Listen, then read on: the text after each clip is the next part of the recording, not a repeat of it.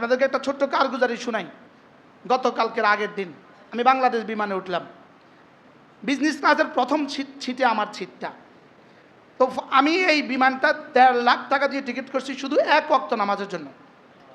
অন্যরা টিকিট করছে 70,000, আমি টিকিট করছি 1.5 লাখ এক ওয়াক্ত নামাজের জন্য আশায়। আমি ফজরের নামাজের আজান সময় হয়ে গেছে, আজান তো নাই, সময় হয়ে গেছে, নামাজ পড়ব। তো কোথায় পড়বো দেখি আমার সিটের সামনেই পর্দার ওই পাশে একজন মানুষ যায় নামাজ বিছিয়ে নামাজ পড়ছেন। আমি তো মনে মনে মহা খুশি, আমি বিজনেস ক্লাসের প্যাসেঞ্জার, একটু বিষয়ও আছে। তা আমি ওনাকে গিয়ে বললাম, এক্সকিউজ মি, আপনার নামাজের পরে আমি নামাজ পড়ব। উনি আমাকে বললেন হবে না, নিষিদ্ধ। আমি ব্যর্থ মনোরথ হয়ে আমার ছিটে চলে আসলাম। আমার ছিটে চলে আসার পরে আমি একটু ব্যথাও পাইলাম, কি করব? আমি দাঁড়িয়ে সুন্নত পড়লাম। আমার ছিটকে সামনে রেখে আমি সুন্নত দাঁড়িয়ে পড়লাম। পড়তে পড়তে উনি পিছন দিয়ে চলে আসছে, এসে বলছে এক্সকিউজ মি, আপনি আসেন নামাজ পড়েন। আমি নামাজ পড়ে সালাম ফিরাইতেই উনি বললেন, হুজুর আপনি কি মুশতাকুন নবী? তা আমি জি স্যার আমি মুশতাকুন নবী। বলতেছে আমি এই বিমানের পাইলট শাহরিয়ার, আমি এই বিমানের পাইলট। এবার আমাকে বললেন যে হুজুর আপনি আমার সাথে আসেন। আমাকে নিয়ে গেলেন ককপিটে। কথা নিয়ে গেলেন ককপিটে, নিয়ে গিয়ে উনি আমাকে সুন্দর মতো এবার পুরা 2 ঘন্টা লাগা বিমান চালায় কেমনি সব শিখালেন। কি হয়, এবার একটা একটা করে আমাকে দেখাইলেন, হুজুর এভাবে করতে হয়, এভাবে করতে হয়, এভাবে করতে হয়, এই আমাদের কাজ খুব বললেন। পরে বললেন হুজুর প্রতিদিন 2 রাকাত নামাজ 4 নিয়তে পড়ে আমি বিমানে উঠি। আপনার বয়ান থেকে আমি শুনছি 2 রাকাত নামাজ 4 নিয়তে পড়তে হয়। আমি ওই নিয়তে সালাতুল শুকর, সালাতুল ইস্তিগফার, সালাতুল ইস্তিআযা, সালাতুল হাজাত, এই 2 রাকাত নামাজ 4 নিয়তে পড়ে বিমানে উঠি। আর আমি আল্লাহর কাছে আমাকে সফর্দ করি যে আল্লাহ এটা কোনো আমার কাজ না, এটা বিমানে উঠাবার কাজ শুধুই তোমার। উনি বলতেছেন আমি কসম খেয়ে বলছি হুজুর এটা মানুষ পারবে না, এটা শুধুই আল্লাহ তাআলা করে। শুধুই কে করে? শুধুই আল্লাহ তাআলা করে, শুধুই আল্লাহ তাআলা করে। এবার বলেন যে যতক্ষণ বিমানে থাকি ততক্ষণ আপনার দেওয়া তসবিহগুলো আমি পড়তে থাকি। কি হয়, কি হয়? তাহলে উনি অকপটে বললেন যে এটা মানুষ পারবে না, এটা মানুষের দ্বারা কোনোভাবেই সম্ভব নয়। শেষে যখন বিমান ল্যান্ডিংয়ের সময় হলো বললেন হুজুর আপনাকে ল্যান্ডিং দেখাবো। এতক্ষণ তো কথা বললেন, একটু এদিক সেদিক তাকালেন, কাজও করছেন, কথাও বললেন, লেকিন ল্যান্ডিংয়ের এই 20 মিনিট সময় 2 জন পাইলট 1 সেকেন্ডের জন্য এদিক সেদিকের আর কোনো কি নাই, 1 সেকেন্ডের জন্য কোনো সুযোগ নাই। 2 জনের হাত চলছে অনবরত, কখনো এই বটনে, কখনো এই বটনে, কখনো এই বটনে। দুজনেই এই পরিমাণ 50 বছরের 60 বছর বয়স্ক হওয়া ছাড়া তো কি হয় না, সিনিয়র পাইলট হয় না। দুজনেই এই পর্যন্ত গরমাক্ত হয়ে গেলেন। শেষে বিমান যখন থামলেন তো উনি বললেন আলহামদুলিল্লাহ। কি হয় উনি একথা, এরপরে উনি আমার নিয়ে হাঁটলেন, হুজুর চলেন এয়ারপোর্টে হাঁটি, আপনাকে নিয়ে হাঁটি। এয়ারপোর্টে নিয়ে আমাকে একটু হাঁটলেন, সিলেট এয়ারপোর্টে আমাকে নিয়ে একটু হাঁটলেন। হাঁটা পরে বারবার বলতেছেন এটা কেউ করে না হুজুর, আল্লাহ তাআলা করে। কে করে বলেন? আল্লাহ তাআলা ছাড়া পৃথিবীর কোনো কারোর পক্ষে সম্ভব না। সে বলতেছে হুজুর জ্ঞান ও বিজ্ঞান এখানে অচল, আমরা শুধু শিখছি, আমাদের তো শুধু জানানো হয়েছে, কিন্তু কোন বটন কখন যে ফেল করবে এটা পৃথিবীর কেউ জানে না। কোনটা যে কখন বলবে আমি আর কাজ করি না, শেষ, আমিও শেষ, যাত্রীও শেষ, বিমানও শেষ। এবার বলুন তো করনেওয়ালা জাত কে? আল্লাহ। করনেওয়ালা জাত শুধুই আল্লাহ, শুধুই করনেওয়ালা জাত আল্লাহ, করনেওয়ালা জাত শুধুই আল্লাহ। এই কথাটাকে দিলে বসানো, এই কথাটাকে ইয়াকিন বানানো, লা ইলাহা ইল্লাল্লাহ, আল্লাহ তাআলা ছাড়া কোনো মাবুদ নাই, এটা দিলে বসানো। মেরে ভাইও এটা এভাবে বসবে না, বলতে বলতে বসবে, শুনতে শুনতে বসবে, আল্লাহ তাআলার কুদরতগুলো দেখতে দেখতে বসবে, আল্লাহ তাআলার কুদরতের কথা শুনতে শুনতে বসবে। এক তেলেই তো না, ফুয়েলেই তো না, এটা আবার এভাবে উড়ে কেমনে? কি হয়, কয়টা বটনেই তো না। বলতেছে হুজুর একটু দেখাই আপনাকে, ডানে কিভাবে যায়, চম করে ডান। হুজুর একটু বামে কিভাবে যায়, আবার একটু ঘুরে দিয়েছে, ভম করে বামে, ওখানে আবার রেখা লাগানো আছে, আমাকে এই রেখায় চলতে হবে, আমাকে এই রেখায় চলতে হবে, ডাইনে বামে আমি যেতে পারবো না। আবার ফিরে নিয়ে আসে। তো একটা বটনের মধ্যে এত ক্ষমতা রব দিয়ে দিয়েছেন, সুবহানাল্লাহ বলেন। যে রব এখানে এটা করতে পারছেন, এবার বলুন তো দেখি ওই রব কি আমাকে দ্বিতীয়বার উঠাতে পারবে না? হ্যাঁ, পারবে না? রব বলেন কালামহিন ওয়াহিদান, হ্যাঁ, কালামহিন ওয়াহিদাতিন, চোখের পলক, তোমার একটা চোখের পলক পরিমাণ সময়ের কমে আমি পুরো পৃথিবীর মানুষগুলোকে আবার উঠাতে পারবো, আবার উঠাতে পারবো। আর আল্লাহ তাআলা বলেন তোমাদের 800 কোটি মানুষকে উঠানো আর একজনকে উঠানো আমার জন্য সমান, আমার জন্য কি? এবার বলুন তো দেখি আমার রবকে চিনা দরকার না দরকার না? হ্যাঁ, আমি ভুলে গেলাম কেন আমার রবকে? শুধু ভুলি নাই, ভুলে যাওয়াও ভুলে গেছি, ভুলি নাই ভুলে যাওয়াও ভুলে গেছি। কেন? স্ত্রীর পেটে বাচ্চা, একটু কল্পনা তো করেন, আমার স্ত্রীর পেটে বাচ্চা, আপনি কল্পনা তো করেন এই বাচ্চা কে ওখানে বড় করছে? হ্যাঁ, গত পরশু সৌদি আরবে এক বাচ্চা দেখলাম আমি, সুন্দর কাকে বলে কি প্রকার, তার বাবা আমার কোলে দিয়ে বলল হুজুর দোয়া করেন, একটু অসুবিধা, এই দুইটা আঙ্গুল তার জোড়া, এই দুইটা, এই তিনটা জোড়া এভাবে, এই তিনটা এভাবে। এখন বলেন এটা কেটে দিল না কেন? রব বলেন না না, এটা তোমার এখতিয়ারে না, এটা আমার এখতিয়ার। কি হয়? আচ্ছা, তিনটা আঙ্গুলে জোড়া, এবার বলুন তো তার জীবনের অবস্থা কি? সুস্থ না অসুস্থ? তার জীবনের কার্যক্রম কি হবে? তো শুধু এগুলোকে ব্যবধান যে আমার আর আপনার করে দিয়েছে, বলেন কতটা এহসান রবের, বলেন। গত 1 মাস আমার এই আঙ্গুলটা ভাঁজ হইতো না, এটা ভাঁজ হইতো না, আমি কাউকে বলি নাই, বললে তারা হাঙ্গামা করে আমার হার্ট স্পেশালিস্টের কাছে নিয়ে যাবে, নিয়ে গিয়ে বলবে শুয়ে থাও, বয়ান বন্ধ। তারা আছে এক চক্করে, আমার বন্ধুরা এরা আছে এক চক্করে, কিছু কইলেই হার্ট। এর লাগে আমি কাউকে বলি নাই, আমি চলতেছি, কিন্তু আমার আঙ্গুল তো বাঁকা হয় না। এখন আঙ্গুল এটা বাঁকা না হলে সমস্যা কেমন? হ্যাঁ, আপনাদের যে বাঁকা হয় এবার নেয়ামত কেমন? কি হয়? শেষে বাধ্য হয়ে আমার বন্ধু শহীদ ভাইকে বললাম, শহীদ ভাই এটা তো বাঁকা হয় না, কি করবো? শহীদ ভাই ডাক্তার আছে, ভাস্কুলার সার্জনের কাছে আমাকে নিয়ে গেল। ভাস্কুলার সার্জন আমাকে বলল এটা হার্টের কোনো সমস্যা না, এটা রগের সমস্যা, কোনো অসুবিধা নেই। এখানে একটা লোকাল দিয়া, এখানে একটা ইঞ্জেকশন মেরে দিয়েছে, আলহামদুলিল্লাহ হাত সোজা হয়ে গেছে। কি ভাই? এবার বলুন তো দেখি রব্বে কারিমের ইহসান আমার উপরে কত, বলেন, এক একজন বলেন। কি ভাই? হ্যাঁ, কি পরিমাণ রবের ইহসান আমার উপরে। হ্যাঁ, আচ্ছা, বিমানবন্দরে এই আঙ্গুলটা রেখে দিলেন, এই আঙ্গুলটা এটা রেখে দেওয়ার সঙ্গে সঙ্গে পাসপোর্ট কেমনে আসলো? এই আঙ্গুলটা রেখে দেওয়ার সঙ্গে সঙ্গে স্ক্রিনে আপনার পাসপোর্ট কেমনে আসলো? আচ্ছা বলেন তো তার স্ক্রিনের মধ্যে, তার মোবাইলে কতটা পাসপোর্ট আছে মোট? যদি বাংলাদেশের 600 কোটি মানুষের 600 কোটি পাসপোর্ট থাকে, 6 কোটি মানুষের 6 কোটি পাসপোর্ট থাকে, তো 6 কোটি পাসপোর্ট তার কম্পিউটারে আছে না নাই? আচ্ছা, এটা দেওয়ার সঙ্গে সঙ্গে আপনারটাই বাইট করলো কেমনে? হ্যাঁ, এটা কি সসীম জ্ঞান না অসীম জ্ঞান? সসীম জ্ঞান। এটা বিজ্ঞানের সসীম আবিষ্কার না অসীম আবিষ্কার? এই আঙ্গুল দিছেনার চেহারা কেমনে আসলো? এই আঙ্গুল দিছেনার পাসপোর্টে আব্বার নাম কেমনে আসলো? যদি এই আঙ্গুল দেওয়ার দ্বারা আপনার আব্বার নাম, আপনার আম্মার নাম, আপনার বিবির নাম, আপনার কালার, আপনার জীবনের সব আসতে পারে, এবার বলেন রব্বে কারিম আপনার জীবনের সব আমলনামা আনতে পারবে না পারবে না? বলেন। কি দিয়ে আনছে? আচ্ছা, জমিন বিক্রয়ের সময় কোন আঙ্গুলের চাপ দিতে হয় বলেন তো? কোন হাতের? বাম হাতের বৃদ্ধাঙ্গুল দিয়ে কি দিতে হয়? আচ্ছা, টিপসইটা ডান হাতের দেয় না, কা বাম হাতের দেয় কেন? আমি হয়রান। অ্যাডভোকেট সাহেব ডান হাতে দেয় না বাম হাতে দেয়? দুনিয়া হলো বাম হাতের বিষয়। দুনিয়া কোন বিষয় বলেন? দুনিয়াটা বাম, এটা বামের বিষয়, এটা বামের বিষয়। কি ভাই? হায় রে, এত টাকার জায়গা এই বাম হাতের টিপ দিয়া আরেকজনের কাছে গেছে গেছে না? তো এটার মধ্যে কি? এই জন্য রব নিজেই বলেন, ওহ সূরা কিয়ামা পড়েন তো, লা উকসিমু বিয়াউমিল কিয়ামা, ওয়ালা উকসিমু বিন-নাফসিল লাওয়ামা আয়াহসাবু আন লান নাজমা ইযামা। তুমি কি ভেবেছো তোমার কবরের হাড্ডিগুলো আমি আবার জমা করতে পারবো না? তুমি কি ভেবেছো তোমার হাড্ডিগুলো আমি জমা করতে পারবো না?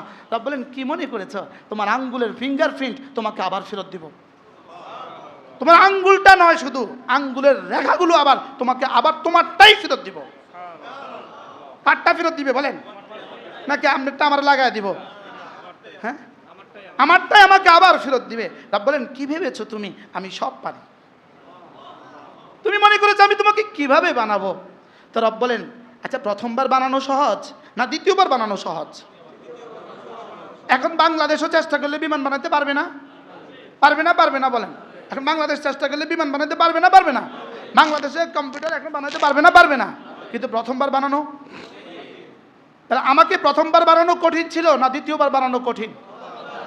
প্রথমবার কেমন কি দিয়ে বানাইছে? এক ফোঁটা, আচ্ছা এক ফোঁটা না পাক পানির মধ্যে এত সুন্দর চেহারা কে সাজালো?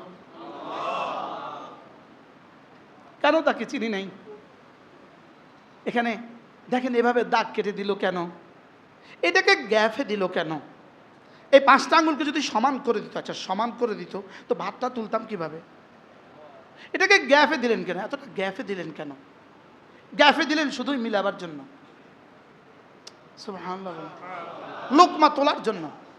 আচ্ছা এটাকে গ্যাফে দিলেন কেন? এই গ্যাফে দিলেন শুধুই এগুলো দিয়ে গণার জন্য। এই দাগগুলো কেটে দিলেন কেন? শুধুই জিকিরের জন্য। কি হয়?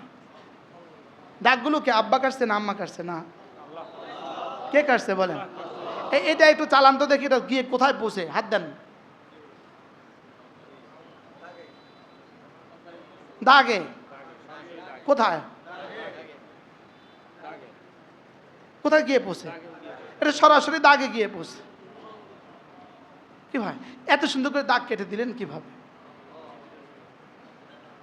মেরে ভাইও, জীবনের ওই অংশ শুধু আমার, ওই অংশটা আমার, যে অংশ আমি রবকে দিয়েছি ওটাই শুধু আমার।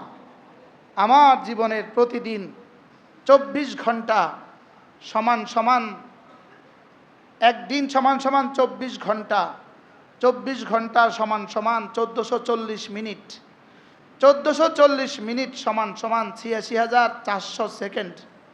প্রতি সেকেন্ড সমান সমান যদি 1 কোটি বছরের জান্নাত দিয়ে দেওয়া হয়, আমার সেকেন্ডের হিসাবে জীবন একদিন শেষ হবে, লেকিন জান্নাতের হিসাব শেষ হবে না।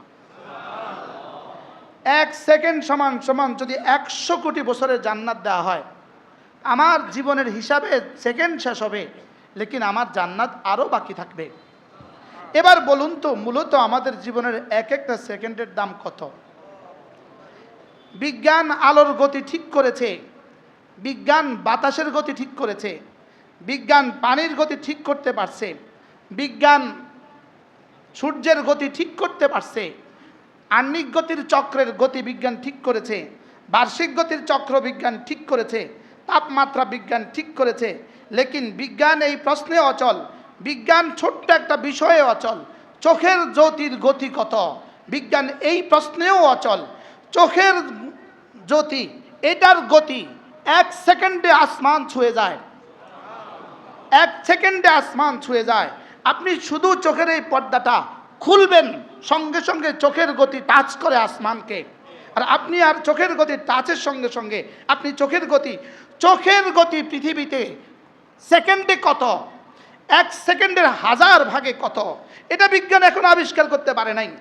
চোখের গতি 1 সেকেন্ডের 1000 ভাগ, বিদ্যুতের গতির কোটি কোটি ভাগের চেয়ে বেশি, বিদ্যুতের গতির কোটি কোটি ভাগ চেয়ে বেশি। আর চোখের গতির যতটা দ্রুততা, এর চেয়ে দ্রুত গতিতে মৃত্যু আমাদের দিকে ধেয়ে আসছে। বুঝে দেখলে বলুন তো দেখি মৃত্যুর গতি কেমন? এই প্রশ্নে বিজ্ঞান অজ্ঞান। বলেন, এই প্রশ্নে বিজ্ঞান কি? বিজ্ঞান তো চোখের গতি জানে না।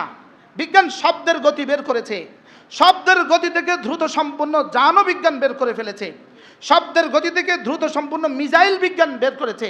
লেকিন বিজ্ঞান এখনো পারে না চোখের গতি কত দ্রুত যায়, এটা বিজ্ঞান এখনো জানে না। বিজ্ঞান এটাই জানে না আমার মৌতের গতি বিজ্ঞান বের করবে কিভাবে। কি ভাই বলেন, আমাদের মৌত আমাদের দিকে ধেয়ে আসছে কোন গতিতে? হ্যাঁ, হ্যাঁ, চোখের গতির চেয়েও দ্রুত গতিতে মৌত আমাদের দিকে ছুটে আসছে। আমার আখরাত আমার দিকে ছুটে আসছে চোখের গতির দ্রুততার চেয়েও দ্রুত গতিতে। লেকিন আমি বেমালুম ভুলে গেছি, যদি মৃত্যুই হয়তো জীবনের জবানিকা, মৃত্যুই হয়তো জীবনের ইন্ড অফ হায়া, মৃত্যুই যদি হয়তো আমার জীবনের শেষ সীমা, তবুও আমার জীবনকে শুধরাবার জন্য যথেষ্ট ছিল, আমার জীবনকে ঠিক রাখার জন্য যথেষ্ট ছিল। যদি শুধু মৌতই আমার জীবনের শেষ চিহ্ন হইতো, শেষ কাজ হইতো, যে মৃত্যু, দ্যাটস শেষ, এটাই শেষ, এটাই যদি হয় আমার জীবনের শেষ কথা, তাহলে আমার জীবন ঠিক রাখার জন্য একটা পয়েন্টেই যথেষ্ট ছিল, একটা পয়েন্ট যথেষ্ট ছিল। আমার বাবাকে কে তুলে নিয়ে গেল, আমার মাকে আমার সামনে থেকে কে তুলে নিয়ে গেল, আমার নানা নানি, এত আদরের নানা নানিকে কে আমার সামনে থেকে তুলে নিয়ে গেল, আমার একটা মেয়ে কন্যা সন্তান, আমার কন্যাটাকে আমার চোখের সামনে থেকে কে তুলে নিয়ে গেল, কোন থাবা আমাকে নিয়ে গেল, আমার বাবাকে, এত আদরের বাবা, আমি আমার মুশতাক নবী আমি জীবনে কল্পনাও করতে পারতাম না, বাবা নাই এই শব্দ আমি কল্পনাও করতে পারতাম না। আমার মোবাইলে এখনো সেভ আছে আমার বাবার ফোন নাম্বার, বাবা, কি হয়, লেকিন বাবার ফোন নাম্বার আছে, বাবা তো নাই। যে টিস্যুর প্যাকেট আপনি বাজার থেকে নিয়ে আসছেন, এটা শেষ করতে পারবেন কিনা জানা নাই। বলেন, এটা শেষ করতে পারবেন কিনা জানা নাই। যেই সাবান লাগিয়েছেন বাথরুমে, এটা শেষ করতে পারবেন কিনা জানা নাই। যেই মোমবাতি জ্বালিয়েছেন, এটা শেষ করতে পারবেন কিনা জানা নাই। যে লাইট লাগিয়েছেন, এটা তো অনেক দূর কি বাত, এটা শেষ করতে পারবেন কিনা জানা নাই। হইতে পারে আপনার কাফনের কাপড় আপনার পাশের দোকানে চলে আসছে। আমি 15 তারিখে উমরায় গেছি, গতকালকে আসছি। যাওয়ার দিন আমাকে আমার এক দোস্ত ফোন দিলেন, হুজুর উমরা যাচ্ছেন, দোয়া করবেন। আর কালকে আমি ঘুম থেকে উঠছি ঢাকার মসজিদে, উঠার প্রথম ফোনটা, হুজুর কাউসার ভাই তো ইন্তেকাল হয়ে গেছে। কি ভাই, এই মাসের শুরুতেই কাউসার ভাই আমার সাথে সফর করছে, আমি তাকে নরসিংদী নামায়া দিয়েছি রাত্রিবেলা, একটু ঝিরঝিরে বৃষ্টি হচ্ছিল, আমি ছাতিটা তাকে দিয়ে দিলাম, দিয়ে আবার দুষ্টমি করছে। কাউসার ভাই ছাতি কিন্তু হাওলাত দেয় নাই, হাওলাত দিয়েছি এমনি হাদিয়া দেয় নাই, ছাতি আবার পৌঁছায় দিবেন। এবার বলেন, মৌত আমার দিকে কত দ্রুত আসছে, বলেন বলেন বলেন। চোখের জ্যোতির গতি চেয়ে বেশি আমার দিকে আমার মৌত ছুটে আসছে। আমি স্বাধীন না, আমি স্বাধীন না, আমি রব্বে কারিমের অধীন। যদি আমি স্বাধীন হইতাম, কমপক্ষে আমি আমার দাড়িগুলোকে পাকতে দিতাম না। বলেন, আমি যদি স্বাধীন হইতাম, আমার দাড়ি আমি পাকতে দিতাম না, আমি কমপক্ষে দিতাম না। আপনারা দিলে দেন, না দিলে নাই। যদি আমি স্বাধীন হইতাম, আমার দাড়িগুলোকে আমি পাকতে দিতাম না। আমি যদি স্বাধীন হইতাম, আমার দাঁতগুলোকে আমি নড়তে দিতাম না। আমি যদি স্বাধীন হইতাম, আমার চোখগুলোকে আমি দুর্বল হতে দিতাম না, আমার চোখকে আমি দুর্বল হতে দিতাম না। না, আমি স্বাধীন না, আমি রব্বে কারিমের অধীন। বলেন, আমি কার অধীন? বলেন, আল্লাহ তাআলার অধীন। না, আমি স্বাধীন না, আমি স্বাধীন না, আমি অধীন। বলেন কি, আমি কার অধীন? আমি আল্লাহ তাআলার ইচ্ছার অধীন, আমি আল্লাহ তাআলার ইচ্ছার অধীন। না না, আমি স্বাধীন না, আমি আল্লাহ তাআলার ইচ্ছার অধীন। যদি আমি স্বাধীন হইতাম, আমি বুড়ো হইতাম না। যদি আমি স্বাধীন হইতাম, আমাকে কোনো বিমারি, কোনো অসুস্থতা আমাকে স্পর্শ করতে আমি দিতাম না। যদি আমি স্বাধীন হইতাম, আমার দাঁতকে নড়তে দিতাম না। যদি আমি স্বাধীন হইতাম, আমার দৃষ্টিশক্তিকে যেতে দিতাম না। আমি স্বাধীন হইতাম, তা আমার হাত ব্যথা হইতে আমি দিতাম না, আমার হাড়ে ব্যথা হইতে আমি দিতাম না। তাহলে বোঝা গেছে আমি মূলত কি না, আমি মূলত স্বাধীন না, আমি আল্লাহ তাআলার ইচ্ছার অধীন। আমি আল্লাহ তাআলার ইচ্ছার কি? এবার রব্বে কারিম আমাকে কিছু ইচ্ছা দিয়েছেন, রবের কিছু ইচ্ছা রেখে দিয়েছেন। এবার রব যেন বলেন, তোমার ইচ্ছা যদি আমার ইচ্ছার অনুকূলে হয়, তোমার ইচ্ছাটাকে যদি আমার ইচ্ছার অনুকূলে তুমি বানাতে পারো, যাও, কথা দিলাম জান্নাতে তোমার সব ইচ্ছা আমি পুরা করে দিব। জান্নাতের সব ইচ্ছা রব পুরা করে দিবে। কার সব ইচ্ছা পুরা করবে? যে দুনিয়াতে আল্লাহ তাআলার ইচ্ছার অধীনে নিজের ইচ্ছাকে কুরবানি করেছে, নিজের ইচ্ছাকে কুরবানি করে দিয়েছে রব্বে কারিমের ইচ্ছার সামনে। আজান হয় তো নামাজ রবের ইচ্ছা, এখন আমি আমার ইচ্ছা নামাজকে বানালাম। রমজান মাস রোজা রবের ইচ্ছা, আমি আমার ইচ্ছাকে এখন রোজা বানালাম। পর্দা রবের ইচ্ছা, পর্দাকে আমি আমার ইচ্ছা বানালাম। জিকির রবের ইচ্ছা, জিকিরকে আমি আমার ইচ্ছা বানালাম। আমার ইচ্ছা না, না, আমার কোনো ইচ্ছা নাই, আমার সব ইচ্ছাকে আমি কোরবানি করলাম আল্লাহ তাআলার ইচ্ছার সামনে। রব বলেন যাও, কথা দিলাম, ফিহা মা তাশতাহি আনফুসুকুম, সেখানে যা চাইবা সব দিয়ে দিব। কি ভাই, যা চাইবা সব দিব, যা চাইবা সব দিবে। কাকে? যে আল্লাহ তাআলার ইচ্ছাকে ইচ্ছা বানিয়েছে, আল্লাহর ইচ্ছাকে ইচ্ছা বানিয়েছে। বলেন কি বলছি বলেন? আল্লাহ তাআলা তার সব সব ইচ্ছা পুরা করে দিবে, সব ইচ্ছা পুরা করে দিবে। না না, তোমার ইচ্ছা এক সময় শেষ হবে, ইচ্ছাও এক সময় শেষ হবে। ইচ্ছার পরিধি শেষ, ইচ্ছার পরিধিও শেষ। আরে কোন দামাক দিয়ে ইচ্ছা করবেন, কোন দামাক দিয়ে? এই সেল এখন নাই। এখন কিন্তু ইচ্ছাও আপনার সীমিত। এখন আমার ইচ্ছাও কি? এখন আমার ইচ্ছাও সীমিত, ইচ্ছাও কিন্তু সীমিত। ও চাহিদা অসীম লেখছে এর কিতাবে, এর বইতে, চাহিদা অসীম, কিন্তু আসলে চাহিদা অসীম না। ব্রেন যেহেতু সসীম, চাহিদাও সসীম।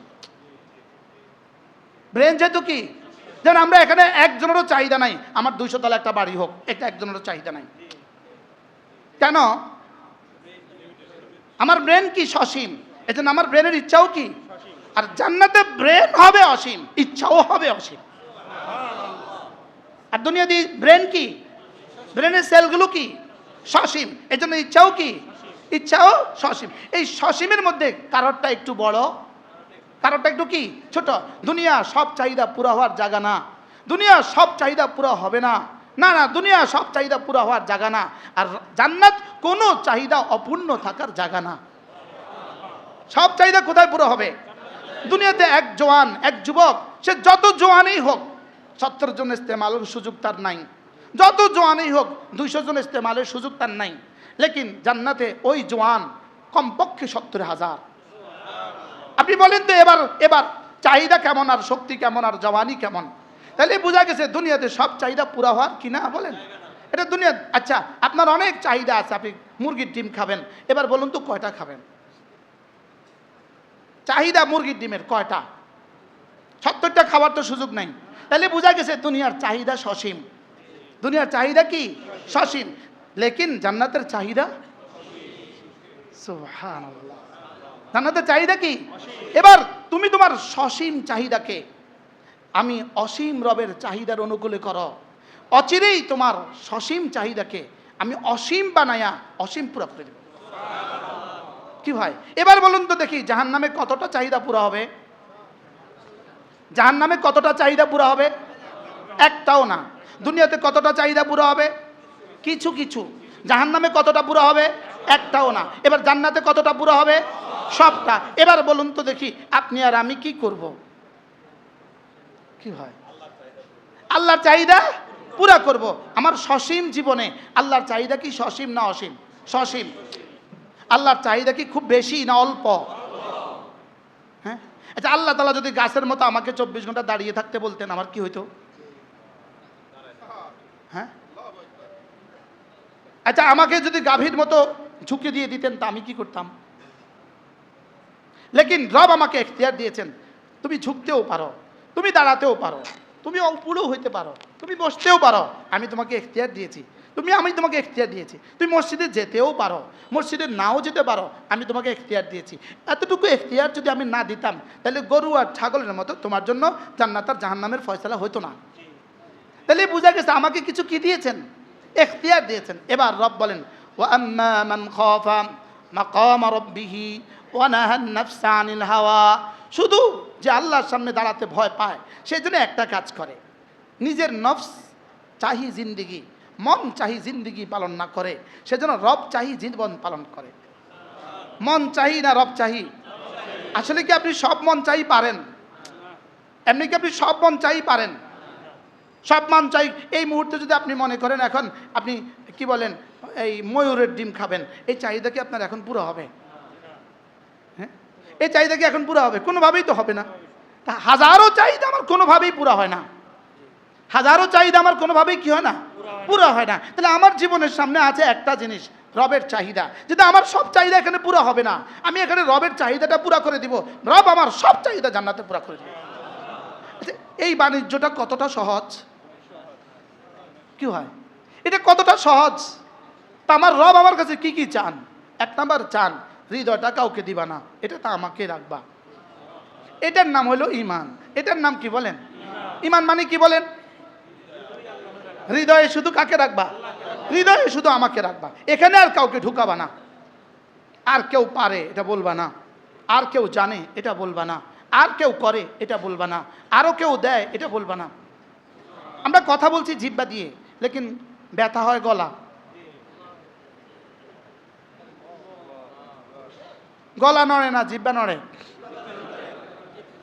হ্যাঁ, গলা কয়বার নড়ছে, লেকিন ব্যথা হয় কোনটা? বিষয়টা কি? কি হয়? এটা কি স্পেশাল রেখে দিয়েছেন রব? এটা আমার, এটা দিয়ে আমার বন্ধু আমাকে ডাকবে, এটা দিয়ে আমার বন্ধু আমাকে কি করবে বলেন? আচ্ছা, এটা কি এমন? এটা একটা জিহ্বাই তো না। গরু সারাদিন জিহ্বা নাড়লেও এক আওয়াজ বের হয়। ছাগলে সারাদিন জিহ্বা নাড়লে শুধু ইংরেজি মেয়ে বের হয়। শুধু মে মাস পারে গো ছাগলে, মে মে, শুধু মেয়ে পারে, ইংরেজি পারে মে। আচ্ছা, এটা সারা দুনিয়ার সমস্ত জানোয়ার যখনই নাড়ে এক আওয়াজ। আর আমি একটু ঘুরাইলে সুবহানাল্লাহ, আরেকটু ঘুরাইলে আলহামদুলিল্লাহ, আরেকটু ঘুরাইলে আল্লাহু আকবার, আরেকটু ঘুরাইলে লা ইলাহা ইল্লাল্লাহ, আরেকটু ঘুরাইলে আলহামদুলিল্লাহি রাব্বিল আলামিন। কি এটা কেন দিলেন রব? এটা এভাবে কেন বানিয়ে দিলেন? এটা এভাবে বানিয়েছেন শুধুই বন্ধু তুমি আমার জিকির করবা, বলেন তুমি আমাকে আমাকে ডাকবা, তুমি আমাকে ডাকবা। মজার বিষয় হলো কোটিবার ডাকলেও জিহ্বা কখনো বলে না আমি আর পারবো না। হার্টে জবাব দেয় আর পারি না, ব্রেনেও জবাব দেয় আর পারি না, লেকিন জিহ্বা কখনো জবাব দেয় না। কারো দিয়েছে জীবনে কখনো জিহ্বা? এখানে যারা আছেন আপনারা কি জীবনে কখনো জিহ্বা ডাক্তার দেখিয়েছেন? কি হয়? খুব কম সংখ্যক শাহজানাদের একটু বিচি বুচি হয় ভিটামিনের অভাবে। তাহলে আমার জিহ্বা আমাকে দিলেন কেন বলেন? হ্যাঁ, বিজ্ঞান বলে জিহ্বার 3 কাজ। বিজ্ঞান বলে জিহ্বার 3 কাজ। 1 নম্বরে জিহ্বার কাজ হলো জিহ্বার নেড়ে চেড়ে খাবার ভিতরে দেয়। প্রশ্ন, ভূমিষ্ঠ হওয়ার পরে বাচ্চার সর্বপ্রথম কোন অঙ্গ নড়ে? জিহ্বা। সুবহানাল্লাহ বলে। কোনটা নড়ে? সে মায়ের পেট থেকে জমিনে আসার সঙ্গে সঙ্গে এভাবে সে খাবার তালাশ করে, আমাকে খানা দাও। সুবহানাল্লাহ বলেন। মানে জিহ্বার প্রথম কাজ কি বলেন? এবার এই 1 ফোঁটা দুধ মায়ের স্তন থেকে নিয়ে ওর জিহ্বা দিয়ে দিয়েছেন, এই বাচ্চাটা সুন্দর করে জিহ্বাটা নাইরা ওটাকে ভিতর দিয়ে দিচ্ছে। খালাকা কুল্লা শাই ফাহাদা, সব আমি বানিয়েছি, বানিয়ে আমি যা লাগে সব শিখিয়ে দিয়েছি। কি ভাই? তাহলে জিহ্বার 1 নম্বর কাজ কি বলেন? নেড়ে চেড়ে খাবার ভিতরে দেয়া। জিহ্বার 2 নম্বর কাজ, জিহ্বার 2 নম্বর কাজ হলো স্বাদ আস্বাদন করা। এই জন্য বাচ্চা কিন্তু স্বাদ আস্বাদন বুঝে না। বাচ্চার মুখে প্রথম তিতা দিলে কিন্তু চোখ ব্যাংসাবে না। একদম 1 দিনের বাচ্চা তিতা দিয়ে দেন, মুখ ব্যাংসা না, ও মুখ ব্যাংসাতে এখনো পারে না, ও এটাকেই নেড়ে ছেড়ে ভিতর দিয়ে দিবে। করলার ফোঁটা একটা, করলার রস একটা 1 ফোঁটা দিয়ে দেন, এটাকেও ভিতরে দিয়ে দিবে। মধু ওর কাছে যা, করলাও তার কাছে তা। এবার 3 মাস পরে এবার করলা দেন, মুখ ভ্যাংসাইছে।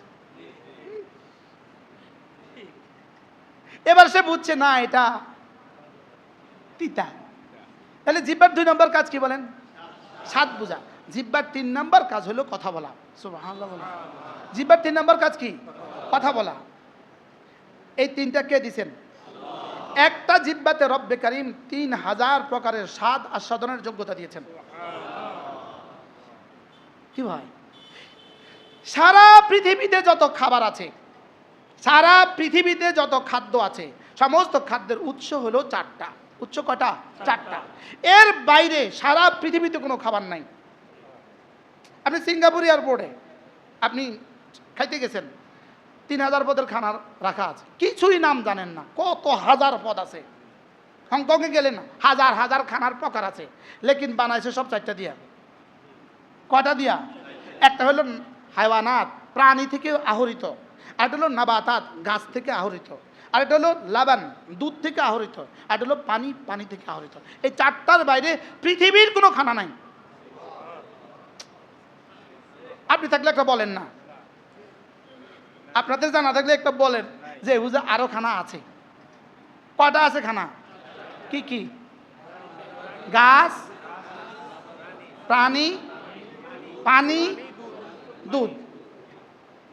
দেখছেন আর কি সত্তর পদের খানা, লেকিন এটা সত্তর পদ নয়, আসলে কিন্তু হয় গাছ, না হয় পানি, না হয় দুধ, না হয় কি। আচ্ছা আপনি বলেন তো যে মিষ্টির দোকানে যে সত্তর পদের মিষ্টি আছে, সব মিষ্টি কি দিয়ে বানাইছে? দুধ, চিনি, পানি, ময়দা। দুধ, চিনি, পানি, ময়দা। নাম, এটার নাম বালুসা, এটার নাম চিনিসা, এটার নাম বালিশ। যা দিছে দিছে, লেকিন উৎস কয়টা? দেখেন, একটু খেয়াল করেন, মায়ের পেটে উৎস ছিল একটা, শুধু মায়ের রক্ত। বলেন বিকল্প ছিল কিছু? মায়ের পেট থেকে আসার পরে উৎস শুধু দুধ, মায়ের স্তনের দুধ। মায়ের দুই স্তনের দুধের মধ্যে আলাদা আলাদা গুণ আছে। কি আছে? আলাদা আলাদা গুণ আছে। এই জন্য এই স্তনের দুধ পান করাবার পরে মা নিজেই আবার এই স্তন দিয়ে দেয়। দেয় না? দেয় না? বলেন। এটার মধ্যে আলাদা আলাদা গুণ আছে। আর আলাদা আলাদা কি আছে বলেন? আলাদা আলাদা গুণ আছে। এক স্তনের দুধ যখন শুকিয়ে আসে, সঙ্গে সঙ্গে রবে এই স্তনটা ভরে দেয়, এটাকে সঙ্গে সঙ্গে ভরে দেয়। এটা পান করে শেষ হয়ে আসছে, এবার সঙ্গে সঙ্গে এটা ভরে দিচ্ছে। আবার মার অনুভূতি আছে, এটা কিন্তু পুড়ে গেছে। সুবহানাল্লাহ বলে কি হয়?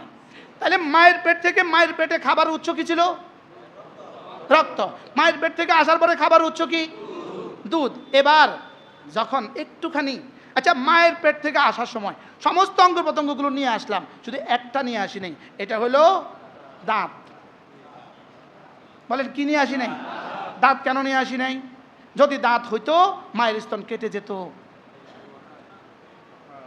এই জন্য রব কি দেন নাই মায়ের স্তনে? মায়ের স্তনকে হেফাজত করার জন্য কি দেন নাই? দাঁত দেন নাই। এবার বাচ্চা ধীরে ধীরে খাওয়া শিখবে। এবার খাওয়া হবে চারটা। কয়টা? কি কি? দুধ, পানি, প্রাণী। এই চারটার মধ্যে, এই চারটা ছাড়া পৃথিবীর কোনো খানা নাই। আর এই চারটার মধ্যে যা যা আছে মায়ের স্তনের দুধের মধ্যে আল্লাহ সবটা একসাথে রেখে দিয়েছে। কি ভাই? কে তিনি? কে? যালিকা বিআন্নাল্লাহ লা ইলাহা ইল্লা হু। এটা শুধুই আল্লাহ, তিনি ছাড়া আর কেউ নেই। আচ্ছা এবার চারটা, চারটা দিয়ে শুরু হয়ে গেল জীবন। কয়টা দিয়ে শুরু হয়ে গেল? 10 বছর বয়স কয়টা? 20 বছর বয়স কয়টা? 40 বছর বয়স কয়টা? হইতে হইতে 80 বছর হয়ে গেছে। ধীরে ধীরে চারটা সীমিত হয়ে আসছে। যেমন আমি ব্যক্তিগতভাবে, ডাক্তারের এখন সম্পূর্ণভাবে গোশত নিষিদ্ধ, ও সীমিত হয়ে আসছে। আরও আছে না গোশত নিষিদ্ধ? আছে না? সীমিত। ডিম নিষিদ্ধ, সীমিত হয়ে আসছে। দুধ নিষিদ্ধ, সীমিত হয়ে আসছে। এটা এটা এটা এটা নিষিদ্ধ, কি হয়ে আসছে? সীমিত হয়ে আসছে। এবার বলুন তো দেখি, এবার 80 বছর 90 বছর, এবার কি বলে? মালটার জুস ছাড়া আর কিছু খাওয়ানো যাবে না। বলেনি? বলে না? বলে না? বলে না? মুরগির চোপ ছাড়া আর কিছু খাওয়ানো যাবে না। বলে না? বলে না? তাহলে বোঝা গেছে আমি কি মুখতার? মুখতার মানে স্বাধীন। আমি কি স্বাধীন না আল্লাহ তাআলার ইচ্ছার অধীন? আল্লাহর ইচ্ছার কি? আল্লাহর ইচ্ছার অধীন। এবার ইন্তেকাল হয়ে গেল, মৃত্যু হয়ে গেল। কবরে আর কোনো খাবারের প্রয়োজন নাই। বলেন, কবরে আর কোনো খাবারের কি নাই? প্রয়োজন নাই। এবার হাসরে আর কোনো খাবারের কি নাই? প্রয়োজন নাই। ব্যাস শেষ, কবর শেষ, হাসর শেষ। এবার ঢুকে গেলেন জান্নাতে। এবার রব খানা শুরু করবেন, খানা খাওয়ানো শুরু করবেন। এবার প্রশ্ন, এবার খাবারের উৎস কি? প্রশ্ন, প্রশ্ন।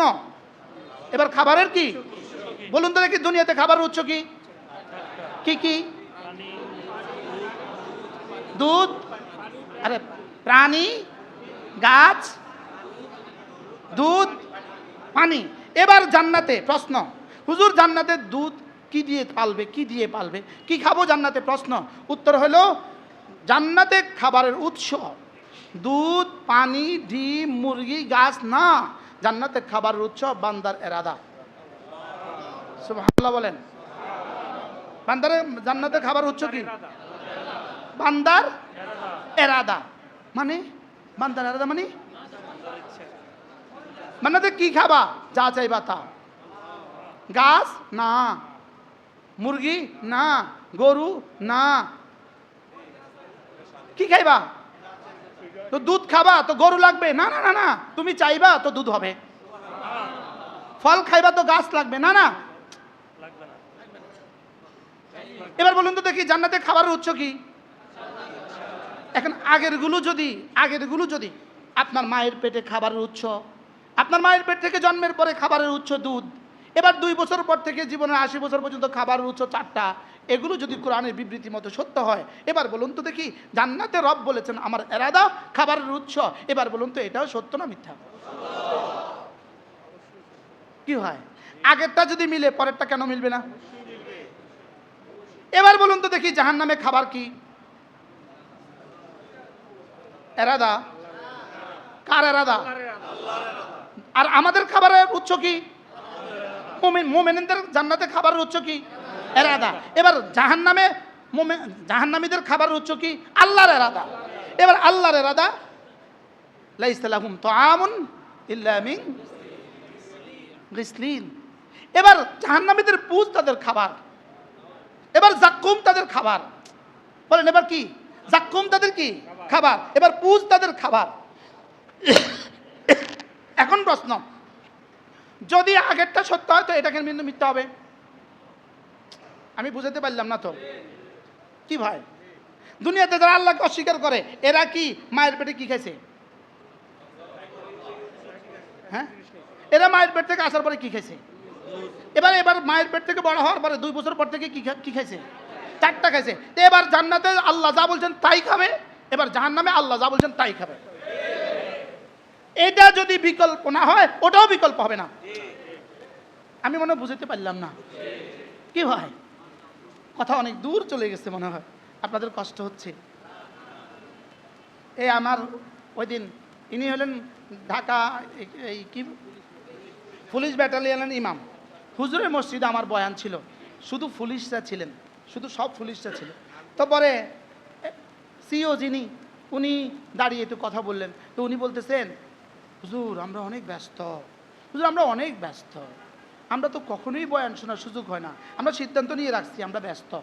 কিন্তু আজকে যে আমি 1.5 ঘন্টা বয়ান শুনলাম তা আমার কোনো অসুবিধা হয় নাই তো। কি বলতেছি? না না, আজকে যে 1.5 ঘন্টা বয়ান শুনলাম, না না কই আমার তো বেশি অসুবিধা হয় নাই, আমরা সিদ্ধান্ত নিয়ে রাখছি আমি ব্যস্ত। লেকিন আপনার সব ব্যস্ততা ছুটবে, আপনার সব ব্যস্ততা হটবে, আপনার সব ব্যস্ততার বাইরেও আপনাকে আপনার আখিরাতের ব্যস্ততাকেও ব্যস্ততা বানানো উচিত। উচিত না উচিত না বলেন? এটার জন্য কি সারাদিন দিতে হবে, সারা রাত দিতে হবে? না না না না, অল্প দিতে হবে। শুধু হৃদয় আমাকে রাখবা আর 5 ওয়াক্ত নামাজ পড়বা। বলেন কি কথা বলেন? হৃদয় কি রাখবা বলেন? এটা অন্য কাউকে দিও না, এটা অন্য কাউকে দিও না, এটা অন্য কাউকে দিলে শিরিক হয়ে যাবে, এটা অন্য কাউকে দিলে কি হয়ে যাবে? শিরিক হয়ে যাবে। এটাতে শুধু আমাকে রাখবা। লা ইলাহা ইল্লাল্লাহ, লা ইলাহা ইল্লাল্লাহ, লা ইলাহা ইল্লাল্লাহ, লা ইলাহা ইল্লাল্লাহ। এটা এতটা সহজ করছেন মাত্র 3টা বর্ণ দিয়া, আলিফ লাম হা। 3টা বর্ণ, আলিফ লাম হা। কয়টা বর্ণ? কি কি? এই 3টা বর্ণকে ঘুরিয়ে ফিরিয়ে 12 বার দিয়ে এই কালেমাটা লিখেছেন। কয়বার দিয়ে? এবার বলুন তো দেখি আল্লাহ শব্দ কয় বর্ণ? কি কি? আলিফ লাম হা। এবার পুরো কালেমাটা কয় বর্ণ? 12টা বর্ণ। মূল কয়টা? 3টা। কি কি? অর্থাৎ আল্লাহ তাআলা নিজের নাম লিখেছেন যেই বর্ণগুলো দিয়ে, উম্মতের জন্য কালেমা দিয়েছেন সেই বর্ণগুলো দিয়ে। কি ভাই মজার বিষয় হলো এই 3টা বর্ণ পৃথিবীর সব ভাষাভাষীদের জন্য সহজ। যেমন আইন বাংলাদেশিরা পারি না, কফ বাংলাদেশিরা পারি না, সদ যেহেতু এই বর্ণগুলোর প্রতিবর্ণ বাংলা ভাষায় নাই, যার ফলে এগুলো আমাদের বলতে কি হয়, আমরা কাক তো পারি লেকিন কুল বলতে কষ্ট পাই। আইন পারি না যেহেতু আমাদের বাংলা ভাষায় কি নাই, আইন নাই। যেমন আমেরিকাওয়ালাদের ভাষায় দ নাই, দ ওদের এবিসিডির মধ্যে দ আছে, ABCD F G H I J K L M N O P, কি নাই? দ নাই। এই জন্য দর প্রতিশব্দ কি? ডি। এই জন্য কালেমার মধ্যে ডি নাই, দ নাই, দাল নাই। সুবহানাল্লাহ বলেন। কালেমার মধ্যে কি নাই বলেন? কেন নাই? ওই বেচারা পারবে না। আইন নাই কেন? কঠিন কঠিন, পারবে না। এই জন্য রব্বে কারীম নিজের নাম লিখতেও এমন কোনো বর্ণ দেন নাই যেটা পৃথিবীর কেউ পারবে না, কোনো না কোনো অংশে পারবে না, এই জন্য এমন শব্দ দেন নাই। আর কোনো না কোনো অংশে পারবে না এমন বর্ণ দিয়ে কালেমা লেখেন নাই। আচ্ছা এবার বলুন তো দেখি, জিহ্বা ছাড়া, দুইটা জিহ্বা ব্যবহার করা, ঠোঁট ব্যবহার করা ছাড়া একটা বাক্য পৃথিবীতে বলেন, একটা বাক্য, একটা শব্দ পৃথিবীতে বলেন, দুই ঠোঁট ছাড়া। আব্বা ঠোঁট লাগে, আম্মা ঠোঁট লাগে, মা ঠোঁট লাগে, পানি ঠোঁট লাগে, যে কোনো শব্দ আপনি বলবেন ঠোঁট লাগে। লেকিন একটা পুরো শব্দ আল্লাহ ঠোঁট লাগে না। পুরো কালেমায়ে তয়্যিবা লা ইলাহা ইল্লাল্লাহ ঠোঁট লাগে না। যেমন দেখেন লা ইলাহা ইল্লাল্লাহ, ঠোঁট লাগছে? হ্যাঁ। আচ্ছা কেন ঠোঁট লাগলো না? কারোর দাঁত বড়, তিনি ঠোঁট মিলাতে পারছেন না, তিনি কি করবেন যদি ঠোঁটের বর্ণ প্রয়োজন পড়তো? আচ্ছা আইসিইউর রুগী, নাকেও নল লাগানো, মুখেও নল লাগানো, যদি ঠোঁটের প্রয়োজন হইতো তিনি ঠোঁট মিলাতে পারতেন না, তার জীবনের শেষ সময় কালেমা কেমনে পড়তেন? কি ভাই এবার বলুন তো, কালেমায়ে তয়্যিবা সহজ না কঠিন? কত সহজ, হ্যাঁ? তাহলে এটা যদি প্রতিদিন কেউ 100 বার করে পড়ে, 100 বার।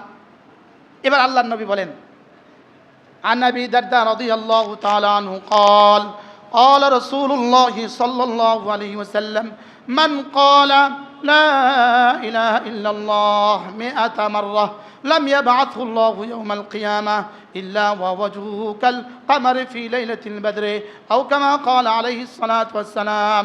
আল্লাহর নবী বলেন, কোন মানুষ যদি প্রতিদিন 100 বার কালেমায়ে তয়্যিবা পড়ে, আল্লাহ তাআলা হাশরের ময়দানে তাকে তুলবেন না, অবশ্যই তুলবেন, তার চেহারা হবে পূর্ণিমার চাঁদের মতো।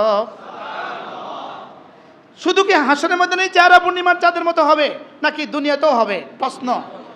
এই জন্য বেঈমান যত বুড়ো হয় চেহারা তত বদসুরত হয়, মুমিন যত বুড়ো হয় চেহারা তত সুন্দর হয়। বাস্তব না বাস্তব? বেঈমান যত বুড়ো হয় চেহারা তত বদসুরত হয়। কেন? যত বুড়ো হয় জাহান্নাম তত কাছে আসে, এই জন্য চেহারা তত বদসুরত হয়। আর মুমিন যত বুড়ো হয় জান্নাত তত কাছে আসে, এই জন্য চেহারা তত সুন্দর হয়। কি হয়, 70 বছরের সুন্দর বুড়ো এদেশে আছে না নাই বলেন?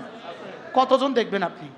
আর বদসুরত সুন্দর একটা হিন্দু দেখান, একটা বেঈমান দেখান, 80 বছরের একটা বেঈমানের চেহারা সুন্দর।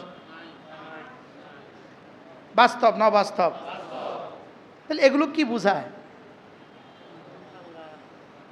তাহলে কালেমায়ে তয়্যিবা প্রতিদিন কতবার পড়বো? আচ্ছা আশ্চর্য কথা, বিমান উঠতেছে, আমি তো দেখলাম উঠতেছে 40,000 ফিট উপর দিয়া। যেই দেশে বিমান ঢুকে সঙ্গে সঙ্গে ওই দেশের রাডার থেকে কথা বলে, যতক্ষণ বিমান চলে ততক্ষণ নিচ থেকে কথা আসতেছে।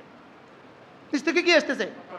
ওরা তাকে শুধু ইনফরমেশন করতেছে, এটা এটা এটা এটা ইংরেজিতে বলতেই থাকে। তো আমাকে উনি বললেন, এই আমরা এখন ওমানে ঢুকছি, আমরা এখন ওমান থেকে বের হয়ে সাগরে পাড়ি দিছি, আমরা এখন সাগর থেকে বের হয়ে ভারতে ঢুকছি, এভাবে সঙ্গে সঙ্গে ওই রাডারে কথা বলে। আচ্ছা এই রাডারটা যদি 40,000 ফিট উপরে কথা শুনাইতে পারে, আমার জিহ্বা আর সাজিম কি শুনাইতে পারবে না কেন? কি হয়, ওটা কি কোন তারে শোনায়? এখানে নেটওয়ার্ক আছে, ফিলার আছে। কি হয়, এটা কিভাবে শোনাচ্ছে? প্রতিটা ইনফরমেশন এখান থেকে যাচ্ছে, কিন্তু কোত্থেকে যাচ্ছে? নিচ থেকে প্রতিটা ইনফরমেশন উঠছে। তো নিচ থেকে যদি ওখানে ইনফরমেশন উঠে, তাহলে বোঝা গেছে আমার জিকিরও ওখানে উঠে, রহমতের ইনফরমেশনও ওখান থেকে নামে। কি হয়, তাহলে চলেন নিয়ত করে আজ থেকে কালেমায়ে তয়্যিবা 100 বার পড়বো তো ইনশাআল্লাহ। যে আগে পড়তাম একটু দ্রুত তাড়াতাড়ি করে, এখন থেকে পড়বো ধীরে ধীরে। লা ইলাহা ইল্লাল্লাহ, লা ইলাহা ইল্লাল্লাহ, লা ইলাহা ইল্লাল্লাহ, লা ইলাহা ইল্লাল্লাহ, লা ইলাহা ইল্লাল্লাহু মুহাম্মাদুর রাসূলুল্লাহ। পড়বো তো? আমি ওই দিন কোথাও এক জায়গায় বয়ান করছিলাম, সৌদি আরবে। সাথীরা বেশি গরম লাগতেছিল। এসির বাইরে কোনো একটা বড় হলে আমরা বয়ান করছিলাম, এসি ছিল না, বেশি গরম লাগতেছিল। তো একজনের কাচুমাচু করতেছে, হুজুর বেশি গরম। আমি বলতেছি, গ্রামের বাড়িতে কখনো চরে চঞ্চলে কৃষক যখন খেতে ফসল লাগায় দেখছিলেন কখনো? আমি হুজুর দেখছি তো। কয় কি, হাঁটু পর্যন্ত কাদা মাটির ভিতরে ডুবা আর পুরো শরীরটা আগুনে পোড়া, দেখছেন তো? আমি আচ্ছা কয় ইয়ের লাইগা, কত টাকার লাইগা কৃষক এই কষ্ট করে? চাষি কত টাকার লাইগা? 1000 টাকার জন্য সে কয় ঘন্টা ডিউটি করে? কেমনে? অর্ধেক কিসের মধ্যে? কাদার মধ্যে। আর অর্ধেক কোথায়? আচ্ছা এবার বলুন তো, দুনিয়া না মাজরাতুল আখিরা, এটা না আখিরাতের খেতি? আচ্ছা এইভাবে যদি কেউ বয়ান শুনতে হইতো তো কয়জন আসতেন আপনারা?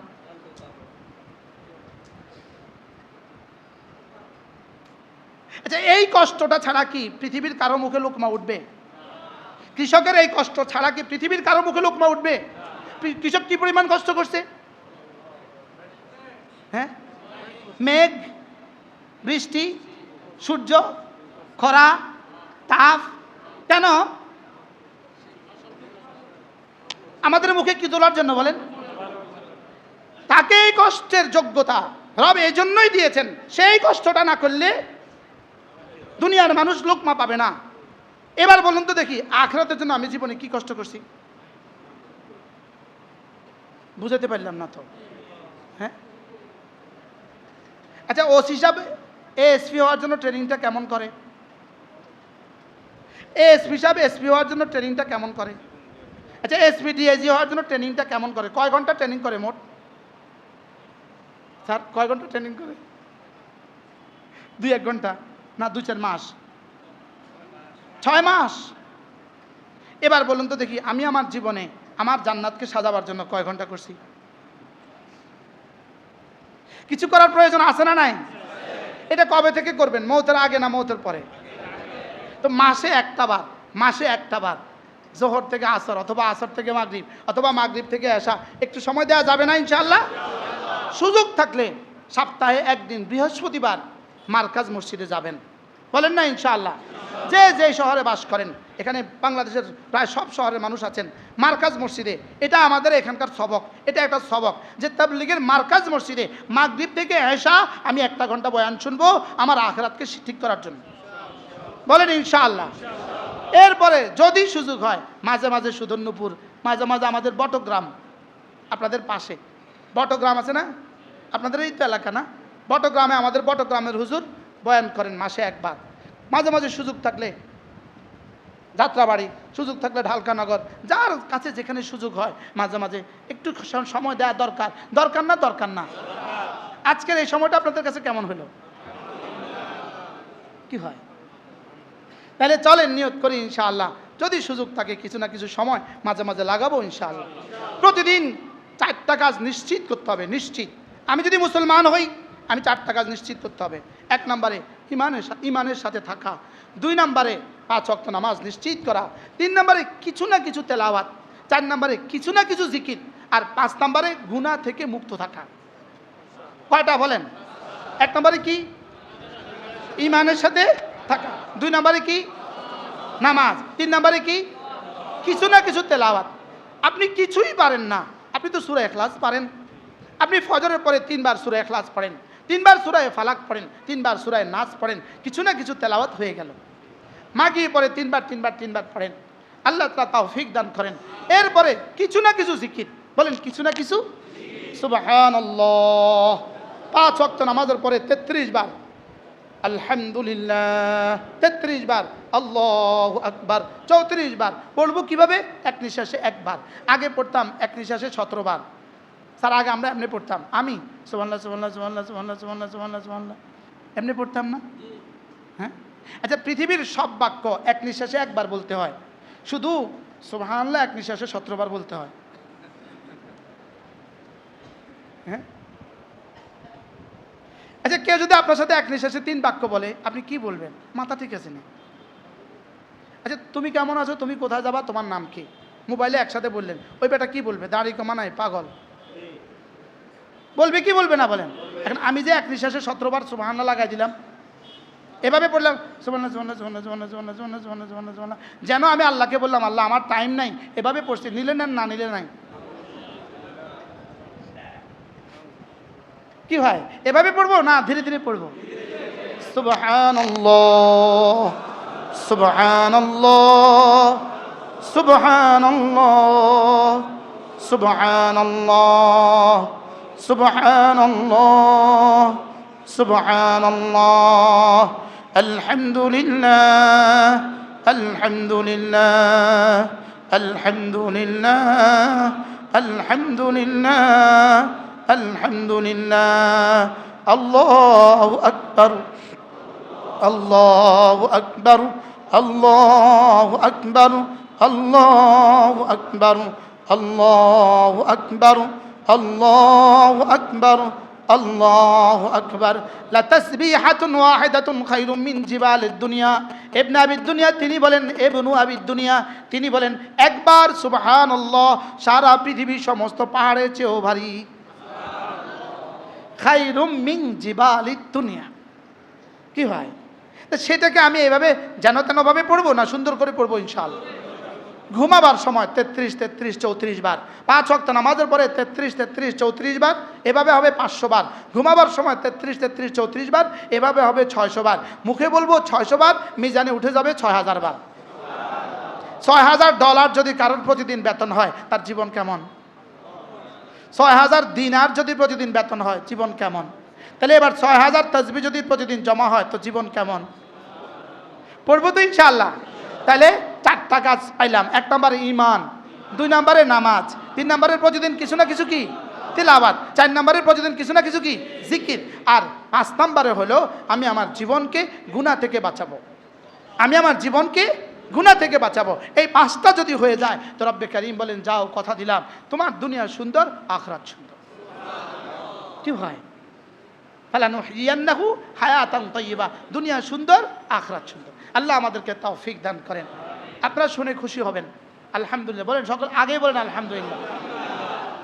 আমাদের মাদ্রাসায় গ্যাসের ব্যবস্থা ছিল না, আর এই মুহূর্তে বাংলাদেশে গ্যাস দেওয়ার কোনো ব্যবস্থাও নাই।